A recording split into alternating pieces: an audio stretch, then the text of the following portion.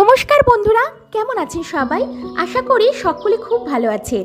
আজ শনিবার, আপনাদের সাথে একটু গল্প করার দিন। ভিডিওটিতে যে জায়গাটি দেখছেন, এটা চিন্তাফু যাওয়ার পথ। চিন্তাফু ট্রেকের সেই দিনটা যেন এখনও চোখের সামনে ভাসে। জায়গাটি নেপালে। পাহাড়ি পথ ধরে হাঁটতে হাঁটতে এগিয়ে যাচ্ছিলাম আমরা। সঙ্গে আরও 4 জন ছিল। গাইড নিয়ে মোট 7 জন ছিলাম আমরা। চিন্তাফু টপে উঠলে দূরে স্পষ্টভাবে দেখা যায় সাহিত্য বুদ্ধ। পাহাড়ের গায়ে যেন প্রকৃতির নিজের হাতে আঁকা এক শান্ত প্রতিচ্ছবি। আর তাকে দেখব বলেই তো কষ্ট সত্ত্বেও হাসি মুখে এগিয়ে চলেছি।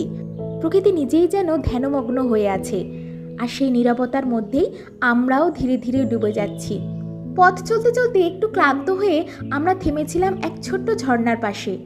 ঝর্ণার জল নিচে নেমে আসছিল অবিরাম শব্দে, একটা ছন্দ যা শহরের কোলাহলে কখনোই শোনা যায় না।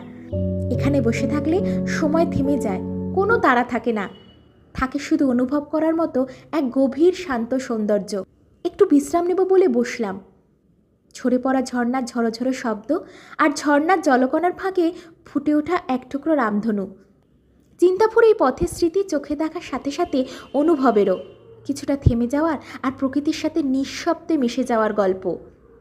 আজ এটুকুই। আগামী কোনো শনিবার আবারও আসবো অন্য এক গল্পের ঝুড়ি নিয়ে।